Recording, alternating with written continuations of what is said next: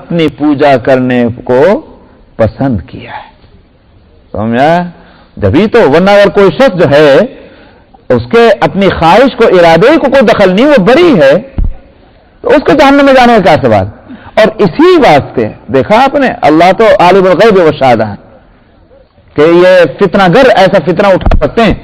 اللہ تعالیٰ نے اسی واسطے حضرت عیسیٰ علیہ الصلوۃ والسلام ہی کے لیے سورہ کیا نام ہے، سورہ جو اس کے مائدہ کے آخر میں کیا فرمایا؟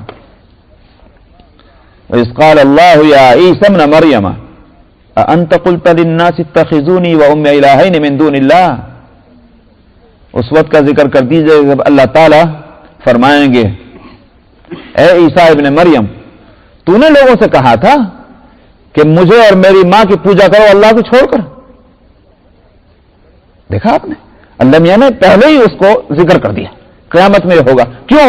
فتنہ گر فتنہ اٹھائیں گے اور اپنے شرک کے لیے وجہ جواز نکالیں گے کہ جو ہے معبود نہیں جہنم میں کیسے جا سکتے ہیں، ورنہ تو حضرت عیسیٰ کو بھی جہنم میں جانا پڑے گا. تو وہاں سوال اور جواب نقل کر دیا. اللہ تعالیٰ پوچھیں گے انت قلت للناس اتخذوني وهم الهين من دون الله، تم نے کہا تھا. قال سبحانك ما يكون لي ان اقول ما ليس بي بحق. پاک ہے آپ کی ذات، میرے لیے کیسے زیب دے سکتی ہے کہ میں بات وہ کہوں جس کا مجھے کہنے کا حق ہی نہیں. تو عیسیٰ علیہ السلام صاف کہہ دیں گے میں بری ہوں اس. اور اس کے بعد مزید پھر آگے اور یہ ہے ان كنت قلته فقد علمته تعلم ما في نفسي ولا اعلم ما في نفسك. میں نے اگر کہا ہوتا آپ سے چھپی رہ سکتی بات. آپ کے دل میں کیا ہے میں نہیں جانتا، تو بھلا میں آپ کے معبودیت میں شریک کہاں سے ہو سکتا ہوں جب مجھ میں اور آپ میں اتنا فرق ہے. اور میرے اندر کیا ہے وہ آپ کے اوپر کھلا ہوا ہے، تو مجھ میں اور آپ میں تو اتنا بڑا فرق ہے. تو بھلا بتائیے کہ میں کیسے ہمت کر سکتا ہوں یہ جانتے ہوئے کہ میں آپ کی برابری کر لوں. تعلم ما في نفسي ولا اعلم ما في انك انت علام الغیوب. آپ تو چھپی باتوں تک کے جاننے والے ہیں، بہت جاننے والے ہیں. ما قلت لهم الا ما امرتني به ان اعبدوا الله ربي وربكم. میں نے تو ان سے وہی بات کہی تھی جس کے کہنے کا آپ نے حکم دیا تھا کہ ایک اللہ کی عبادت کرو جو تمہارا بھی رب ہے، میرا بھی رب ہے، میرا بھی رب. وكنت عليهم شهيدا ما دمت فيهم. میں اس وقت تک ان کا نگہبان رہا جب تک کہ میں ان کے اندر موجود تھا. فلما توفيتني كنت انت الرقيب عليهم وانت على كل شيء شهيد. اور جب آپ نے مجھے وفات دے دی تب تو پھر آپ ہی نگہبان ہو گئے. تو میرے زندگی میں تو انہوں نے یہ حرکت نہیں کی، میرے جیتے جی تو میں نے کرنے نہیں دیا. اب میرے مرنے کے بعد انہوں نے کیا کیا آپ ہی کو خوب معلوم ہے. مطلب یہ میں بے تعلق ہوں. معلوم ہے عیسیٰ علیہ السلام جہنم میں ہرگز نہیں جا سکتے اگرچہ لوگوں نے ان کو معبود بنا لیا ہو، اس لیے کہ وہ بے تعلق ہیں اس شرک سے، اس کفر سے. تو یہاں اولئک اصحاب النار میں وہ طاغوت بھی جائیں گے جہنم میں اور ان کے پجاری بھی جائیں گے، کیونکہ طاغوت ہی ان کو اندھیریوں میں لے جانے والے ہیں اجالے سے نکال کر. ہم فیہا خالدون، وہ اس میں ہمیشہ ہمیشہ رہیں گے. یا تو لمبی ہے. اچھا صاحب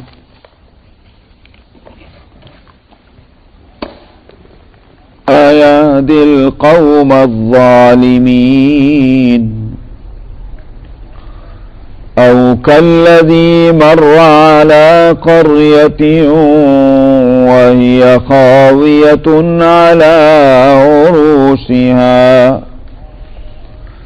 قَالَ أَنَّىٰ يُحْيِي هَٰذِهِ اللَّهُ بَعْدَ مَوْتِهَا فَأَمَاتَهُ اللَّهُ 100 عَامٍ ثُمَّ بَعَثَهُ قَالَ كَمْ لَبِثْتَ قَالَ لَبِثْتُ يَوْمًا أَوْ بَعْضَ يَوْمٍ قَالَ بَل لَّبِثْتَ 100 عَامٍ فَانظُرْ إِلَىٰ طَعَامِكَ وَشَرَابِكَ لَمْ يَتَسَنَّهْ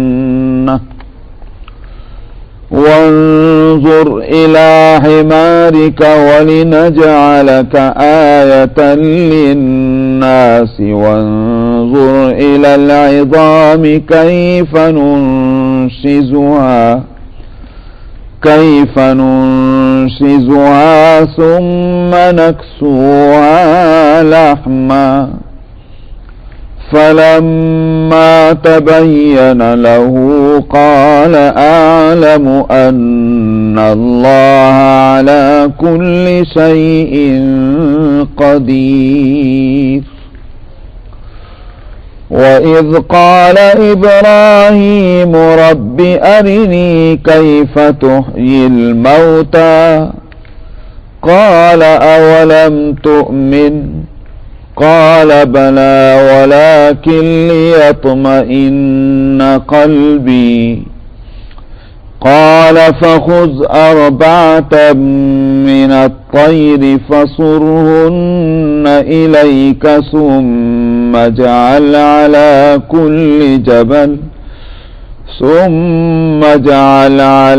كل جبل منهن جزءا ثم ادعهن يأتينك سعيا واعلم أن الله عزيز حكيم مثل الذين ينفقون أموالهم في سبيل الله كمثل حبة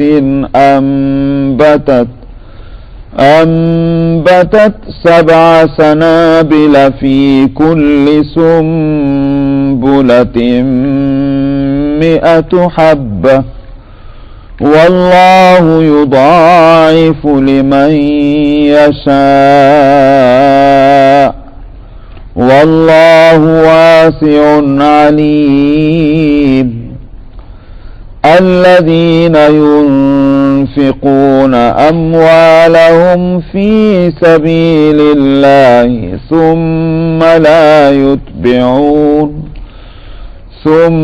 لا يتبعون ما أنفقوا منا ولا أذى لهم أجرهم عند ربهم ولا خوف عليهم ولا هم يحزنون قول معروف ومغفرة خير من صدقة يتبعها أذى والله غني حليم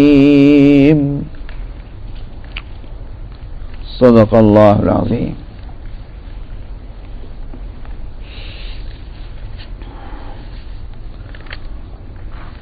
یہاں سے آیت نمبر 258 سے ایک مکالمہ اور ڈیبیٹ حضرت ابراہیم علیہ السلام اور ان کے دور کا جو بادشاہ تھا نمرود اس کے درمیان ہوا وہ مکالمہ اور بات چیت اس کا ذکر یہاں کیا جا رہا ہے. تو خود اپنی جگہ مکالمہ جو ہے اور گفتگو وہ مفید ہے اور اس کا الگ فائدہ ہے، لیکن پچھلی آیتوں سے اس کا کیا ربط ہے وہ معلوم ہونے پر مزید فائدے بھی اس کے معلوم ہوں گے. فرماتے ہیں کیا آپ نے نہیں دیکھا اس کی طرف کہ جس نے بحث کی تھی ابراہیم سے اس کے رب یا اپنے رب کے بارے میں؟ یہاں زیادہ اچھا یہ ہے کہ اپنے رب کے معاملے میں کہ رب اس کا بھی اللہ ہی ہے. ان آتاہ اللہ الملک، اور یہ اس وجہ سے کہ اللہ نے اس کو حکومت دی تھی، تو بحث اس نے کی اللہ کے معاملے میں. معلوم یہ ہوا کہ حکومت اور سلطنت مل جانے کے بعد آدمی سمجھ بیٹھتا ہے کہ عوام کے بارے میں کہ کس طرح کا طرز زندگی ان کا ہونا چاہیے یا ان کے بزنس بیوپار اور معاملات کے لیے کیا قانون ہونا چاہیے، اس کا اختیار جو ہے وہ حکومت کو ہے. تو اصل میں تو اللہ سبحانہ و تعالی جب خالق ہیں اور مالک ہیں تو جس طرح سے تمام اسباب پر انہی کی خدائی ہے، ساز و سامان دنیا میں، زمین ہے، ہوائیں ہیں، چاند اور سورج وغیرہ وغیرہ، یہ ساری چیزوں پر اللہ کی ہی خدائی یوں کہیے کہ مؤثر ہے.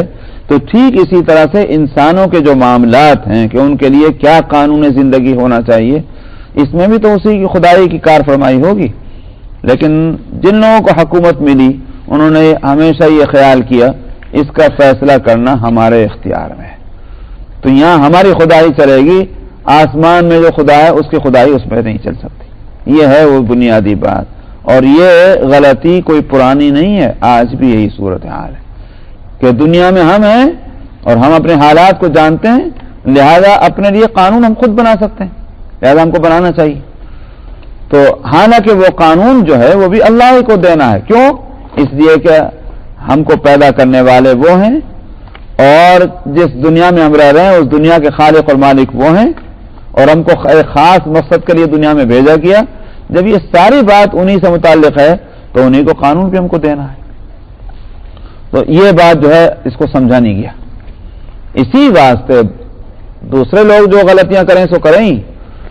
اب تو یہ برائی اتنی عام ہو گئی کہ اب جو اپنے آپ کو مسلمان کہتے ہیں وہ بھی یہ سمجھتے کہ حکومت ہمارے ہاتھ میں ہے، لہذا ہم ہی اپنا نظام بنائیں گے، اپنا نظام چلائیں گے. کیا دستور ہو، کیا قانون ہو، کیا فلسفہ جو اس قانون کے پیچھے ہو کہ جس کے بنیاد پر قوانین بنے، وہ سب چیزوں کو وہ سمجھتے ہیں کہ اپنے طے کرنے کی ہیں.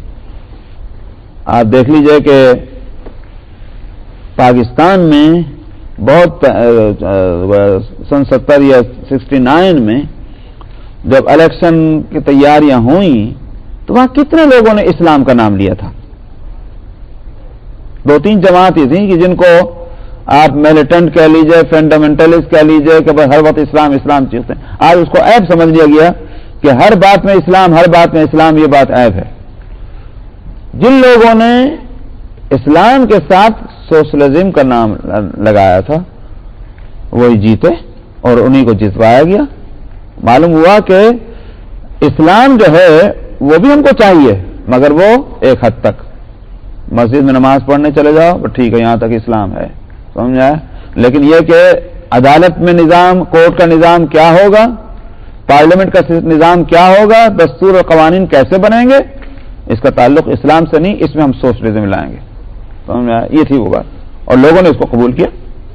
میں نے کہا کہ مسلمانوں میں بھی اب یہ مصیبت پہنچ گئی ہے کہ قانون سازی میں اللہ سبحانہ و تعالیٰ کی خدائی کو نہیں دیکھیں گے، بلکہ ہم خود اپنا نظام بنائیں گے، چاہے وہ عوام حکومت کر رہے ہو اور چاہے وہ کوئی ایک گروپ حکومت کر رہا ہو، چاہے فرد حکومت کر رہا ہو. نمرود ایک فرد تھا، وہ بادشاہ تھا، اس نے بھی یہ سوچا. اللہ تعالیٰ فرماتے ہیں یہ ساری بحث اس لیے کہ ہم نے اس کو حکومت دی تھی، اور وہ حکومت اس کو دینے کے بعد وہ یہ سمجھ بیٹھا اوہو یہ میری اپنی پراپرٹی ہے اور میری ملکیت ہے، لہذا اپنی ملکیت میں میں جس طرح چاہے تصرف کروں. حالانکہ تصرف کرنے کا اختیار اللہ کو ہے. یہ ہے ان آتاہ اللہ الملک کہنے کا. اذ قال ابراہیم ربی الذی یحیی و یمیت، انبیاء علیہ السلام اسی لیے تو آتے ہیں. ورنہ آپ خوب سمجھ لیجئے نمرود اللہ کا منکر نہیں تھا، وہ جانتا تھا کہ اللہ ہے. کبھی بھی مشرکین اور کفار نے اللہ کے اللہ ہونے سے انکار نہیں کیا. انبیاء علیہ السلام کو محنت اس کی نہیں کرنی پڑے کہ مانو کہ ایک اللہ ہے، وہ تو مانتے ہیں. انبیاء علیہ السلام کو محنت کس بات میں کرنی پڑی کہ اللہ کی خدائی کو ہر چیز میں دخیل مانو. تم کوئی کام خود نہیں کر سکتے اللہ کی اس کی پسند کے خلاف. نظام زندگی اسی کے دینے کا کام ہے. یہ ہے انبیاء علیہ السلام کی محنت کا حاصل. اذ قال ابراہیم ربی الذی یحیی و یمیت، اسی بات ابراہیم علیہ السلام نے دلیل کیا دی جب ابراہیم نے فرمایا کہ میرا رب وہ ہے جو زندگی دیتا ہے اور موت دیتا ہے. جب زندگی موت اس کے اختیار میں ہے تو زندگی اور موت کے تعلق سے فیصلہ کہ کس طرح زندگی گزرے، کب زندہ ہونا ہے اس میں اس کا فیصلہ، کب مرنا ہے اس میں اس کا فیصلہ، زندگی کس طرح گزرنی ہے اس میں کسی اور کا فیصلہ. یہ ہے ربی الذی یحیی و یمیت کہنے کا حاصل. مگر یہ تو وہ کورمکس تھا، یا پھر اس نے جو ہے اس لیے کہ ابراہیم علیہ السلام کی بات نہ چلے اور لوگ جو ہیں وہ اس بات کا اثر نہ لیں، تو اس نے بڑی بے ڈھنگی بات کہی. اس نے کہا کہ انا احیی و امیت، یہ کام تو میں بھی کرتا ہوں. تو وہ کیسے کرتے ہیں؟ مطلب یہ کہ میں جس کو چاہے مار دوں اور جس کو چاہے میں چھوڑ دوں، تو زندگی موت. حالانکہ کسی کو یوں کہیے کہ زندگی دینا اور چیز ہے اور زندہ چھوڑنا اور چیز ہے. فرق سمجھ میں آتا ہے نہیں؟ اس نے اس فرق کو ختم کیا ہے. کسی کو موت دینا اور چیز ہے اور کسی کو مار دینا اور چیز ہے. یہ دو الگ الگ چیزیں ہیں. لیکن اس نے کہا انا احیی و امیت، میں بھی زندگی اور موت دیتا ہوں. تو ابراہیم علیہ الصلوۃ والسلام نے جو گفتگو کی ہے اس سے ایک ادب ملتا ہے. حالانکہ موٹی سی بات تھی، وہ اسی پر حجت کر جاتے کہ بے وقوف تیری عقل میں اتنی بات نہیں آ رہی میں کیا کہہ رہا ہوں. لیکن ابراہیم علیہ السلام چونکہ ہدایت کے لیے پہنچے ہیں تو ایک بات یاد رکھیے کہ اسلام میں اور تربیت میں کٹ حجتی کبھی بھی مفید نہیں ہوا کرتی. بحث جو ہے نا کہ اس بات کی کوشش کرنا کہ جس سے ہم بات کر رہے ہیں یہ کسی طرح سے لاجواب ہو جائے، یہ کوشش کبھی بھی ٹھیک نہیں ہوتی. کوشش اس کی ہونی چاہیے کہ اس کو یوں کہیے کہ اس کو اطمینان ہو جائے، اس کی کوشش ہونی چاہیے. تو سیٹسفیکشن اور اطمینان یہ ہے تربیت اور اصلاح میں جو چیز پیش نظر ہے. چنانچہ ابراہیم علیہ السلام نے دیکھا اس پر یہ دلیل جو ہے اس نے کام نہیں کیا، کیونکہ اس نے اس کا مطلب دوسرا نکال لیا ہے. تو اب بجائے اس کے کہ اسی دلیل پر بحث کرتے انہوں نے دلیل بدل دی. اور یہ مناظرہ اور جو ہے جس کو کہتے ہیں کہ ڈیبیٹ، اس کا اصول یہی ہے. اس کو مناظرے کے فن کے اندر کہتے ہیں جدلی دلیل. جدلی دلیل کے معنی یہ ہوتے ہیں کہ جب ایک دلیل جو ہے وہ فریق مخالف پر اگر مؤثر نہ ہو رہی ہو تو دلیل کو بدل دو. تو میں اسی دلیل پر بحث مت کرو ورنہ تمہارا ٹائم ضائع ہو جائے گا. تو جدلی جو قانون ہے مناظرے کا اس کے مطابق ابراہیم علیہ السلام نے دلیل جو ہے بدل دی. قال ابراہیم فإن اللہ یأتی بالشمس من المشرق فأتی بها من المغرب. ابراہیم علیہ السلام نے فرمایا کہ میرا رب اللہ جو ہے وہ سورج کو مشرق سے نکالتا ہے، تو اگر خدا ہے تو مغرب سے نکال کے دکھا دے. یہ وہ بات تھی کہ جس کو ہر آدمی جانتا ہاں یہ اللہ کے کرنے کا کام، کسی کے کرنے کا کام نہیں، اس کو ہر آدمی جانتا. تو وہاں وہ لاجواب ہو گیا. مفسرین کہتے ہیں کہ ہو سکتا تھا نمرود یہ کہا تھا کہ وہ تو میں نکالتا ہوں، سورج تو میں نکالتا ہوں مشرق سے، اگر تمہارا رب نکالتا ہے تو مغرب سے نکلوا کے دکھا دو اگر اس کے اختیار میں ہے. مگر اس نے اس لیے نہیں کہا کہ آخر کوئی ابراہیم علیہ الصلوۃ والسلام کی سچائی سے بے خبر نہیں.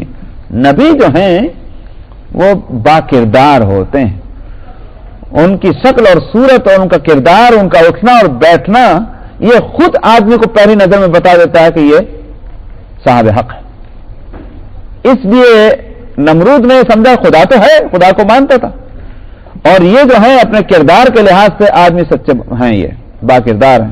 کہیں ایسا نہ ہو کہ واقعتاً سورج مغربی سے نکلوا دیں تو پھر تو میرے پاس کوئی دلیل ہی نہیں رہے گی. اس وقت تو خاموشی اختیار کر لینے سے چلو بات بن جاتی ہے، لیکن اگر ایسا ہو گیا تو پھر تو حکومت گئی.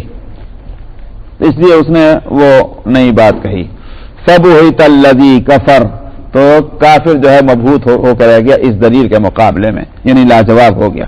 وَاللَّهُ لَا يَهْدِي الْقَوْمَ الظَّالِمِينَ، اور اللہ ظالم قوم کو ہدایت نہیں کرتے کہ جو جانتے بوجھتے غلط راستے پر چل رہے ہیں تو اللہ کو کیا پڑی. ہاں جس کو کنفیوژن ہے اس کا تو علاج ہو سکتا ہے. مثال کے طور پر ایک آدمی کو راستہ نظر نہیں آ رہا تو آپ کہہ سکتے ہیں میاں ادھر کو مت جائیے، ادھر کو چلیے. لیکن ایک آدمی آنکھیں کھلی ہوئی ہیں اور عقل بھی صحیح ہے، پھر اگر وہ دیوار کی طرف کو جا رہا تو آپ کہیں گے بھائی اس کو کیسے ٹھیک کریں گے. یہ ظالم. تو ظالم وہ ہے کہ جو جانتے بوجھتے غلطی کر رہا ہے. اللہ کو کیا پڑی کہ اس کے واسطے فکر کریں کہ اس کو ہدایت دیں. تو صاحب دوسرا واقعہ بھی سن لیجیے، پھر میں بتاؤں گا کہ یہ اس کا ربط کیا ہے. او کالذی مر علی قریۃ وہی خاویۃ علی عروشها، یہ اس شخص کی مثال کہ جو ایک بستی پر سے اس کا گزر ہوا اور اس حالت میں کہ وہ بستی اپنے چھت کے بل اوندھی ہوئی پڑی تھی، یعنی چھتیں پہلے گری ہیں تو دیواریں اوپر گر جاتی ہیں، تو یہ ہوتا اوندھا ہونا بستیوں کا. قال انا یحیی هذه اللہ بعد موتها، اس نے کہا کہ اس پوری بستی کے مر جانے کے بعد اب اللہ کس طرح سے اس کو زندہ کرے گا، کیسے زندہ کرے گا؟ یہ واقعہ کس کا ہے؟ واقعہ ہے حضرت عزیر علیہ الصلوۃ والسلام کا، حضرت عیسیٰ علیہ الصلوۃ والسلام سے تقریباً 600 سال پہلے، کہ جب عراق کے بادشاہ نے، جو بڑا ظالم بادشاہ تھا، بڑا سخت گیر، بخت نصر، اس نے اٹیک کیا بیت المقدس کی طرف، تو وہاں بیت المقدس کو تباہ کر دیا، برباد کر دیا، تورات کے نسخے تمام جلا ڈالے، اور یہ ہوا کہ اسرائیلیوں کو گرفتار کر کے 70,000 اور لے کے چلا گیا عراق میں، اور 70 سال تک وہاں یہ قیدیوں کی طرح سے ان کی زندگی گزری ہے، قید میں۔ اسی میں یہ ہوا کہ حضرت عزیر علیہ السلام، حضرت یرمیاء اور حضرت دانیال، یہ 3 انبیاء علیہ السلام اسی دور میں آئے ہیں۔ تو بیت المقدس کے گرد و پیش کی جو اور بستیاں تھیں وہ ساری تباہ ہو گئیں۔ اسی میں ایک ایلا ایک بستی ابھی بھی ہے، اس کا نام ایلا جو ہے وہ بھی تباہ ہو چکی تھی۔ عزیر علیہ السلام نے جو جا کے دیکھا، پوری بستی مالا، جو آج کل تو بمبارڈمنٹ کر کے جو ہے تباہ کر دیتے ہیں، انہوں نے جس طرح بھی کیا ہوگا، ساری بستی تباہ، سارے لوگ مر گئے، بستی خالی ہو گئی۔ عیسیٰ علیہ حضرت عزیر علیہ السلام پر بڑی ایک کیفیت طاری ہوئی کہ ایک آباد بستی، گھر اس بنے بنائے، اس میں لوگ رہتے تھے، یہ گھر بھی گئے اور لوگ بھی گئے، سب کے سب مر گئے۔ تو یہ اس پہ خیال یہ ہوا، اللہ سبحانہ و تعالی کس طرح سے اس کو زندہ کر سکتے ہیں، یا زندگی کس طرح دیں گے۔ تو اللہ سبحانہ و تعالی نے انہی پر تجربہ کرا دیا، تم اپنے اوپر ہی تجربہ کر لو، مرنے کے بعد کس طرح سے ہم زندگی دیتے ہیں۔ یہ ہے وہ واقعہ۔ تو قال انا یحیی هذه اللہ بعد موتها، انہوں نے کہا کس طرح سے زندگی دے گا اللہ اس بستی کو اس کے مرنے کے بعد۔ فاماته اللہ 100 عام، اللہ سبحانہ و تعالی نے 100 سال تک ان کے لیے ان کو موت دے دی، تو ان کا انتقال ہو گیا۔ ثم بعث، پھر ان کو اٹھا کھڑا کیا 100 سال کے بعد۔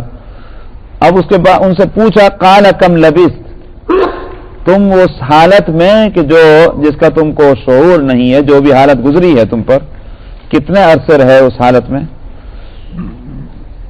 انہوں نے کہا کہ 1 دن، بلکہ حقیقت ایسا لگتا ہے مجھے تو 1 دن بھی پورا نہیں، او بعد یوم، میں تو 1 دن اس حالت میں رہا۔ سونے والے کو کہاں پتہ چلتا ہے جب تک گھڑی نہ دیکھے اور ٹائم نہ دیکھے میں کتنا سو لیا، اس کو تو ایسا لگتا ہے ابھی تو میں سونے لیتے تھا ابھی اٹھ گیا۔ تو قال لبثت یوما او بعد یوم، میں تو 1 دن رہا اس حالت میں، یا بلکہ 1 دن سے بھی کچھ کم بعض۔ قال بل لبثت 100 عام، اللہ تعالی نے فرمایا تو 100 سال اس حالت میں رہا۔ تو اسی واسطے حدیث میں بھی آتا ہے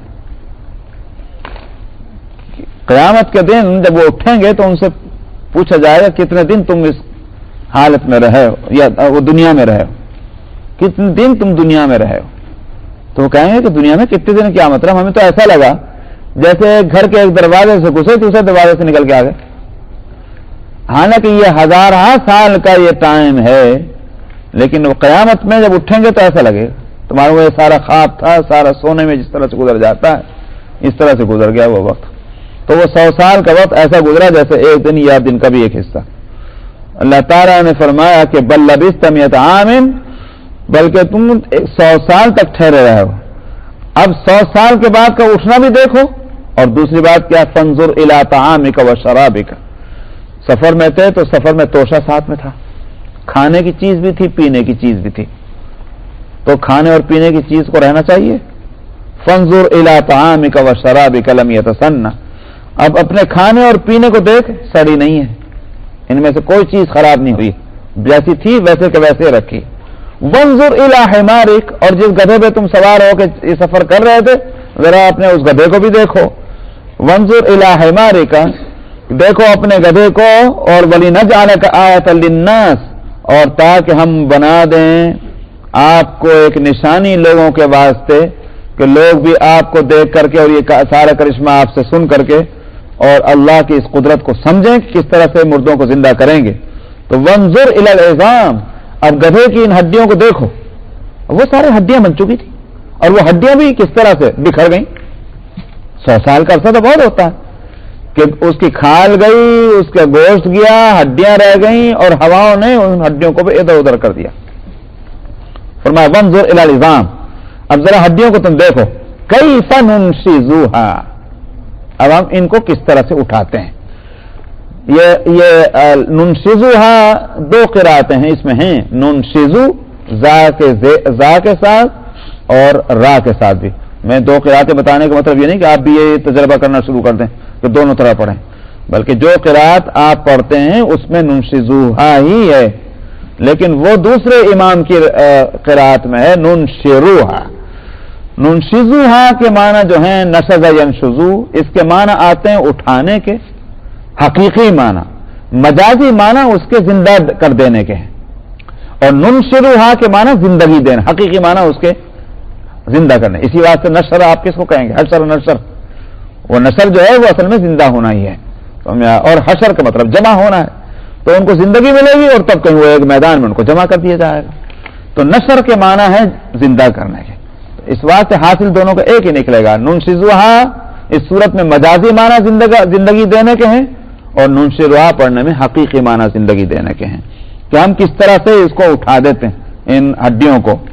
ثم نکسوہا لحما، اور پھر ہم اس پر گوشت چڑھا دیتے ہیں، گوشت کا لباس پہنا دیتے ہیں، ورنہ نکسوہا کے معنی ہوں گے. فلما تبین لہ، جب وہ بات ان کے سامنے ہو گئی کہ واقعتاً گدھا جو ہے جس کی ہڈیاں بکھر چکی تھیں وہ ہڈیاں سمٹ کر ایک دوسرے کے ساتھ جڑ بھی گئیں، ان پر گوشت بھی چڑھ گیا اور وہ کھڑا بھی ہو گیا.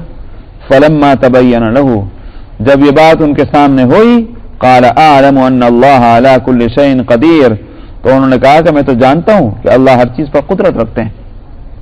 تو جب یہ ہے کہ جانتے ہیں تو پھر کہیں کو یہ بات اس وقت کہی تھی کہ کس طرح سے اللہ زندگی دے گا. تو دونوں میں فرق ہے.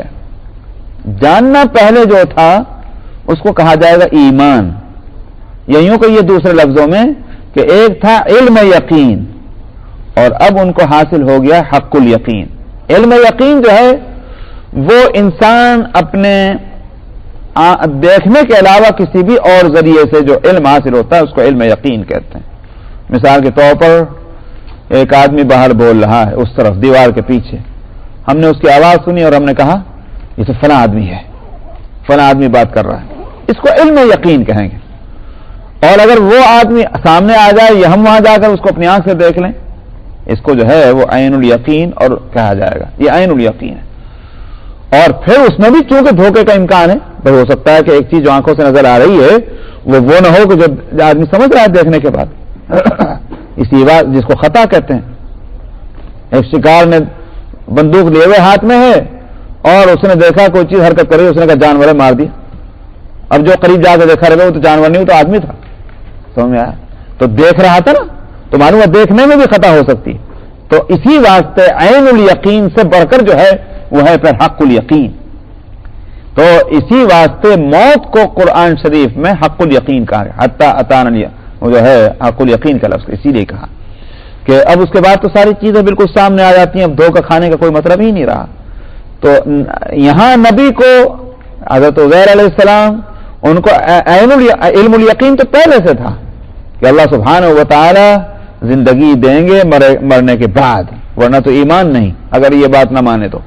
لیکن اب جو فرمائش کا حاصل کیا تھا تاکہ مشاہدہ ہو جائے، مشاہدے سے عین الیقین حاصل ہوگا اور جس کا نتیجہ یہ نکلے گا کہ اطمینان قلب حاصل ہوگا. اس واسطے جب اطمینان قلب ہو گیا تو انہوں نے کہا کہ مجھے تو میں جانتا ہی ہوں کہ یہ اللہ کو اس کی بات کی قدرت ہے.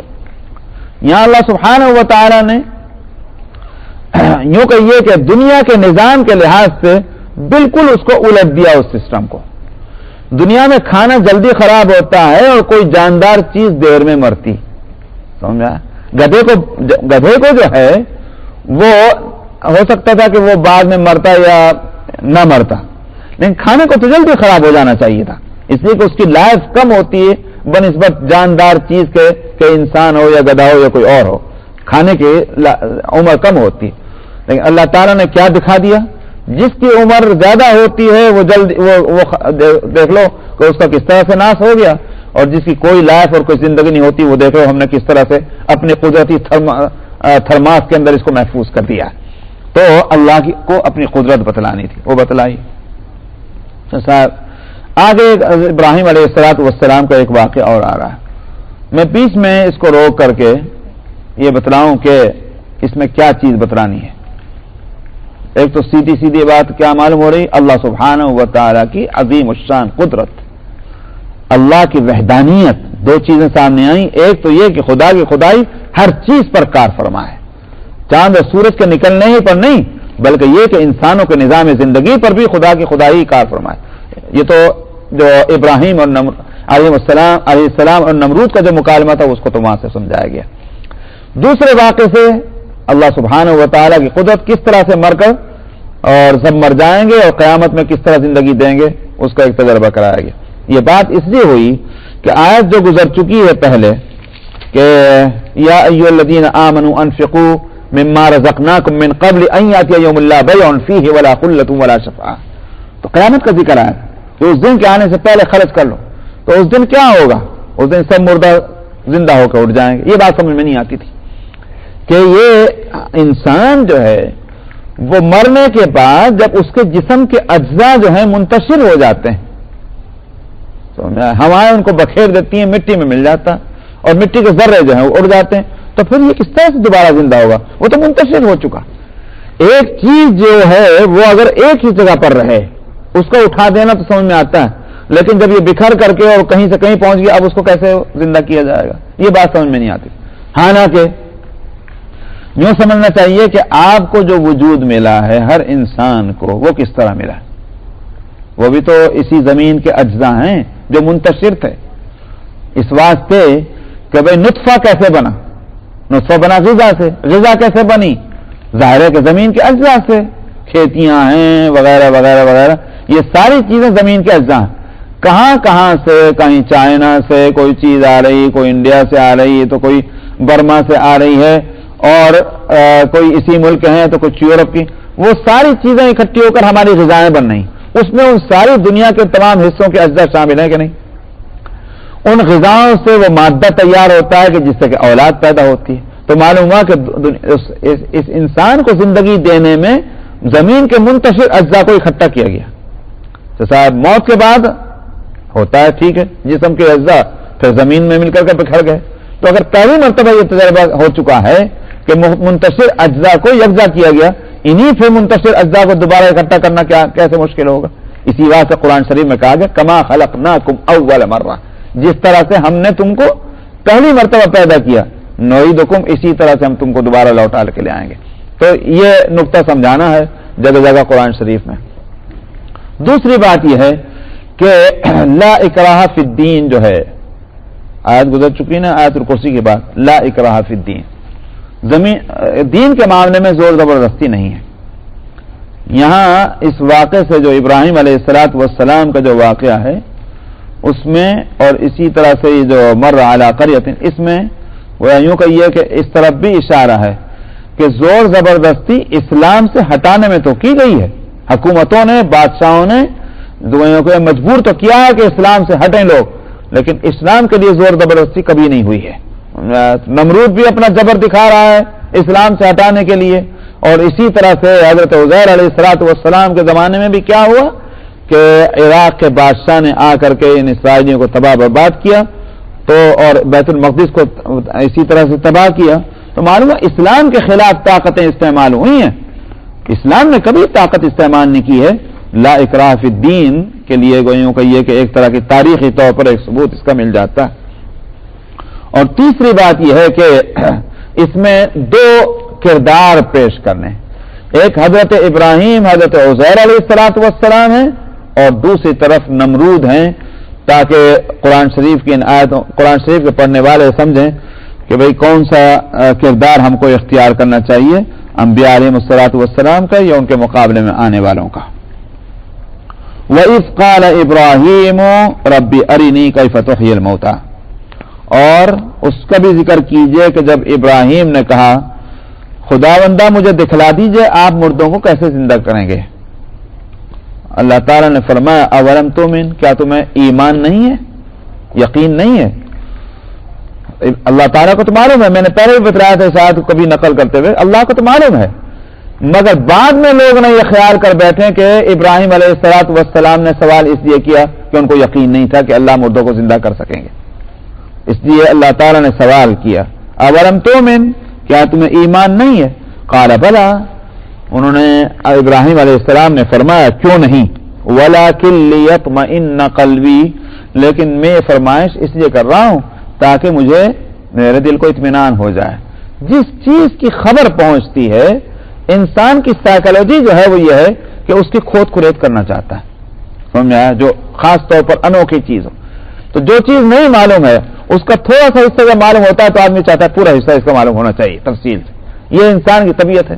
اسی واسطے وہ طلب جو ہے اس نے ابراہیم علیہ الصلوۃ والسلام کو اس پر متوجہ کیا، خداوندہ میں دیکھنا چاہتا ہوں کہ کس طرح سے آپ زندگی دیں گے، ولکن لیطمئن قلبی۔ عجیب بات ہے، اس سے اندازہ ہوتا ہے کہ بڑا ہونا اپنی جگہ مسلم، لیکن یہ نہیں سمجھا جائے بڑوں سے کبھی کوئی غلطی نہیں ہوتی، سمجھ آیا نہیں؟ یہ سمجھنا نہیں۔ انبیاء علیہ الصلوۃ والسلام جو ہیں اگر ان سے کچھ خطائیں اور لغزشیں ہو سکتی ہیں، جس کا میں نے کتنی مرتبہ قرآن شریف کی آیتیں آئیں اور ان سے اس بات کی وضاحت ہوئی ہے، تو اوروں سے جو ہے جو اس مقام پر نہیں ہیں ان سے کیسے خطا نہیں ہو سکتی؟ بعض لوگ سمجھتے ہیں کہ صاحب ہم نے جب کسی کو بڑا سمجھ لیا ہے تو اس سے خطا ہو ہی نہیں سکتی، وہ بالکل معصوم ہو گئے، خدا بن گئے، یہ شان خدا کی ہے۔ ہاں ایک بات ہے بڑوں کی خطاؤں کو پکڑنا، غلطیوں کو پکڑنا، یہ غلط ہے۔ خطا بزرگاں گرفتن خطا، شیخ سعدی علیہ الرحمٰن نے اسی بات سے کہا بڑوں کی غلطیوں کو نہیں پکڑنا چاہیے، مگر اس کا یہ معنی نہیں ہے کہ بڑوں سے غلطیاں نہیں ہوتی، وہ معصوم ہوتے ہیں۔ ایک طبقہ ہے جو یہ سمجھتا ہے کہ جہاں کسی کو ہم نے ایک دفعہ بڑا سمجھ لیا اب ان کے تعلق سے بالکل یہ طے کر لیا جائے ان سے غلطی کبھی نہیں ہوئی۔ شیعوں کا طبقہ کیا ہے آپ دیکھ لیجئے کہ انہوں نے ائمہ کو معصوم کہا، اور بلکہ یہاں تک انبیاء سے غلطی ہو سکتی ائمہ سے نہیں ہو سکتی، یہ ان کا عقیدہ ظاہر بالکل غلط ہے۔ تو ائمہ کیا بن گئے؟ خدا بن گئے۔ خداوند تعالیٰ کی ذات وہ ہے کہ جن سے غلطی نہیں ہو سکتی۔ انبیاء معصوم ہوتے ہیں، لیکن معصوم ہونے کے معنی یہ ہیں کہ وہ ارادتاً نافرمانی نہیں کر سکتے۔ نافرمانی ہونا اور چیز ہے، خطائے اجتہادی اور چیز ہے، کہ دو راستے تھے اور دونوں صحیح ہیں، لیکن ایک زیادہ اچھا ہے اور ایک اس کے مقابلے میں کم درجے کا ہے۔ تو انبیاء علیہ الصلوۃ والسلام جو اپنے مرتبے کے لحاظ سے جو زیادہ اچھا والا ہے اس کو لینا چاہیے تھا، انہوں نے اس کو چھوڑ کر کے اور دوسرا لے لیا، یہ خطائے اجتہادی ہوئی ہے، ورنہ یہ نہیں کہ انہوں نے کوئی نافرمانی کی ہے، نافرمانی کا سوال ہی پیدا نہیں ہوتا۔ وہ معصوم ہوتے ہیں نافرمانی کرنے سے، وہ کبھی اللہ کی نافرمانی نہیں کر سکتے، یہ بات صحیح ہے۔ تو لیکن یہ کہ ان کے ہاں تو یہ انبیاء ائمہ معصوم ہوتے ہیں خطا سے بھی، تو پھر تو خدا ہی بن گئے۔ اسی واسطے ان میں جب ایک طبقہ وہ ہے کہ جنہوں نے اس میں اتنا غلو کیا کہ حضرت علی رضی اللہ عنہ کو جب انہوں نے امام معصوم مانا تو ان میں یہاں تک انہوں نے کہا کہ حضرت علی میں خدا حلول کر گیا، تو پھر وہ اتنا چاہا ان کو، تو ظاہر ہے کہ یہ سب غلطیاں ہیں۔ تو خیر میں اس پر کہہ رہا تھا کہ علامہ سیوطی بڑے علماء میں ہیں، محدث ہیں، مفسر ہیں، فقیہ ہیں، مؤرخ ہیں، اور حقیقت تو یہ کہ جو ان کی میں نے بایوگرافی پڑھی تھی اس میں تو یہ ہے کہ علامہ سیوطی کو تو ایک جس کو یوں کہنا چاہیے کہ ایک انسان کا ایک مزاج ہوتا ہے، انہوں نے مزاج یہ بنا لیا تھا کوئی فن نہ چھوڑوں جس پر میں ایک کتاب نہ لکھ دوں۔ کہنے کا تو بہت آسان بات جو میں نے کہہ دی، لیکن حقیقت یہ کہ یہ بہت مشکل بات ہے۔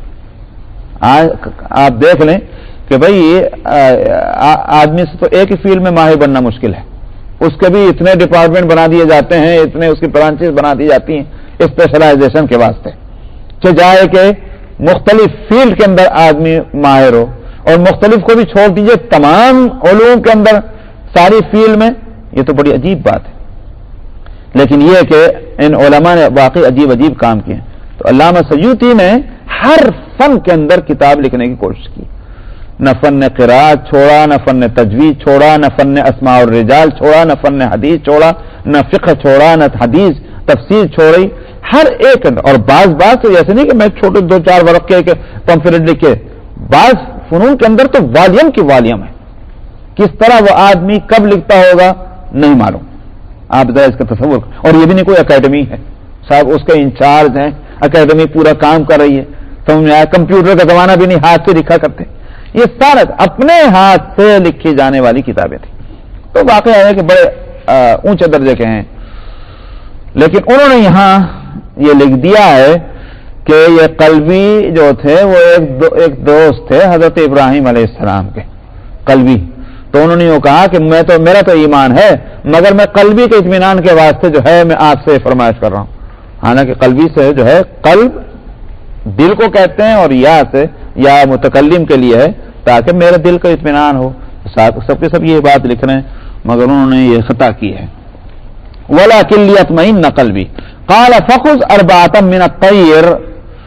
اللہ تعالیٰ نے فرمایا کہ ٹھیک ہے ہم ابھی تجربہ کرا دیتے ہیں. ابراہیم علیہ السلام چونکہ بڑے ادب اور کی رعایت کے ساتھ درخواست کر رہے ہیں، تو اللہ تعالیٰ نے فرمایا ان کو تو 100 سال لگے تھے، تمہیں 100 سال بھی نہیں، جلدی تجربہ ہو جائے گا اس کا. تو ابراہیم علیہ السلام سے فرمایا فخذ أربعة من الطير، 4 پرندے لے لو، اور فصرهن إليك، ان کو اپنے سے ہلا لو، یعنی مانوس کر لو، اس طرح سے کہ تمہاری آواز کو وہ سمجھیں اور تمہارے پکارنے پر وہ جس طرح سے جانور حرکت کرتے ہیں، جو بھی ہے آنا جانا وہ سب کر سکیں. ہلا لو. فصرهن إليك ثم جعل على كل جبل منهن جزءا، پھر ان کے ٹکڑے کر کے اور ان کو ملا کر کے وہ ان مختلف ٹکڑوں کو 4 پہاڑوں پہ لے جا کے رکھ دو. 4 منٹ فصرهن إليك ثم جعل على كل جبل منهن جزءا ثم ادعوهن يأتينك سعيا، پھر تم ان کو پکارو دوڑے چلے آئیں گے. تو معلوم ہوا کہ اپنے ہاتھوں سے تم نے ان کو کاٹا ہے اور ان کے اجزاء کو منتشر بھی کر دیا ہے مختلف پہاڑوں پر، اور پھر وہ چلے آ رہے ہیں تمہارے پکارنے پر. تو یہ تجربہ ہوا. تو صاحب وہ 4 جانور کیا تھے؟ حدیث میں اس کا کوئی تذکرہ نہیں، قرآن میں تو ہے ہی نہیں، حدیث میں بھی نہیں. خدا جانے کہاں سے علماء کو ملی ہے. مفسرین اس بات پہ لکھ رہے ہیں، روح البیان ہیں اور دوسرے حضرات ہیں، وہ لکھتے ہیں کہ یہ 4 پرندے جو تھے، ایک تو مرغ اور دوسرے کبوتر، تیسرے کوا اور چوتھے جو ہے جس کو کرگس گدھ کہتے ہیں، یہ 4 پرندے تھے جن کو کہا گیا. اور اگر یہ 4 صحیح ہیں تو ان میں ان کی اپنی خاصیتوں کی وجہ سے، اور یہ وہ خواص ہیں کہ جو انسان کے اندر بھی پائے جاتے ہیں. مثلا مرغ ہے، مرغ میں جو ہے ایک یوں کہیے کہ سہولت شکو جو ہے نا، یعنی جس کو کہنا چاہیے سینہ تان کر کے اور اپنی جو ہے گردن اٹھا کر کے چلتا ہے، جو مرغ جو ہے اس میں ایک طرح کے ایک سطوت اور سہولت پائی جاتی ہے.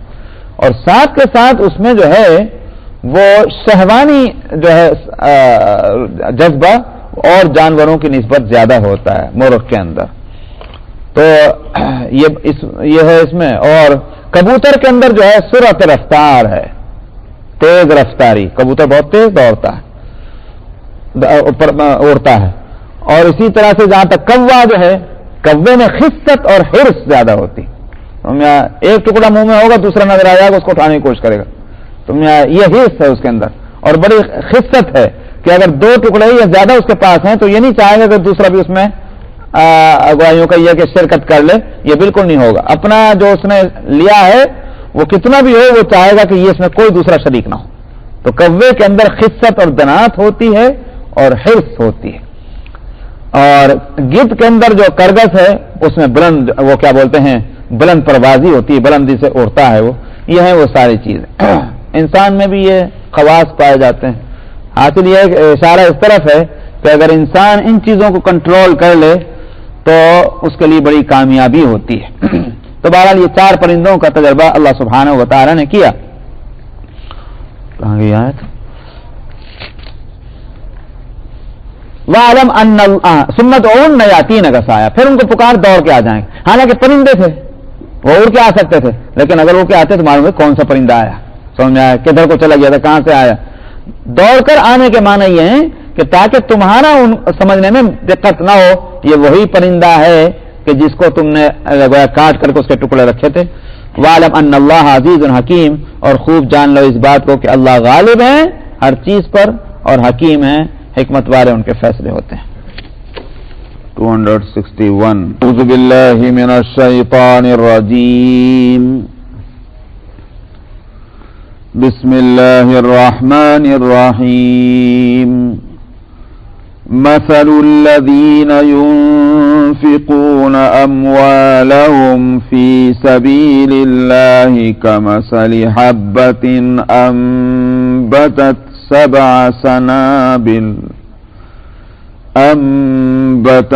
سبع سنابل في كل سنبلة 100 حبة